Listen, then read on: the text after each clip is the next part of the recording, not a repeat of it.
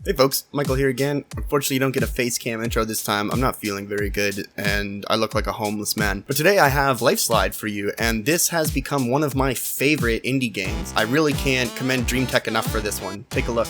The beginning of the game gave me goosebumps. There really isn't any other way to express my first impression. I love music games, and I love games that play with music in their design. Lifeslide told me right out the gate that I wasn't going to play another indie game here. I was about to experience something really incredible. Your graphics options give you many of the settings you're used to. As always, there isn't much for me to say about them, but I always like to show them just in case. The campaign has you flying through various stages, all of which will provide you with something new to look at. The music is ingrained in the gameplay itself, but not in a forceful way. Actually, there's not really anything forceful about this game at all. Just you, your plane, and speed. As the stages progress and the environments change, you have to overcome various obstacles, some of which are symbolic of the stage's theme itself, which I thought was a really fantastic touch. As you fly through levels keeping your plane balanced and in the air, you can collect various shards. Yellow shards increase a timer that is constantly on you, but I wouldn't worry too much. Like, it doesn't cause much stress at all. Blue crystals are used to improve your plane so that you can improve like the turning radius, how fast it can go, and a lot more. There's also some pickups at your disposal. You can collect knowledge and use it to interact with the world, opening up shortcuts or changing it in another way. You can use jump boost to get some air. You can use speed boost to pick up the pace when you need to. Another really nice thing actually is that when you already have an item, you can pick up another pickup, and the original item will be converted into blue shards that you can use to upgrade your plane further. The game features some fantastic side modes, my favorite being Zen mode. In Zen mode, you can customize your experience and just fly lazily or attempt a high-speed run. Challenge mode is the last mode, and one I'm really excited to see actually. Challenge puts you up against other players in a weekly challenge run to see if you can beat their high score. It's a great way to test your flying skills, since this is a game that's easy to understand but hard to master.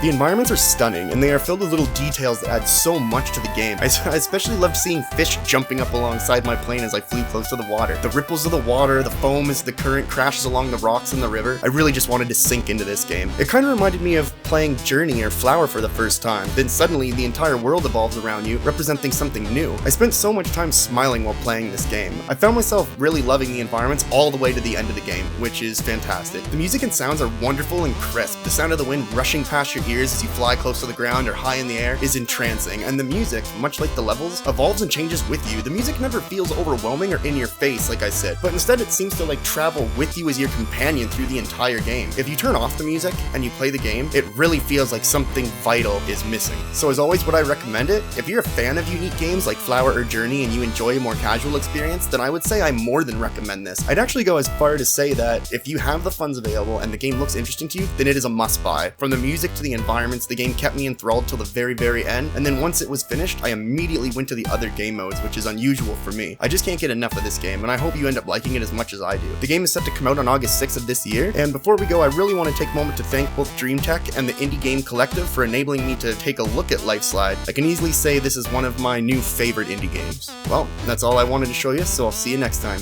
Peace.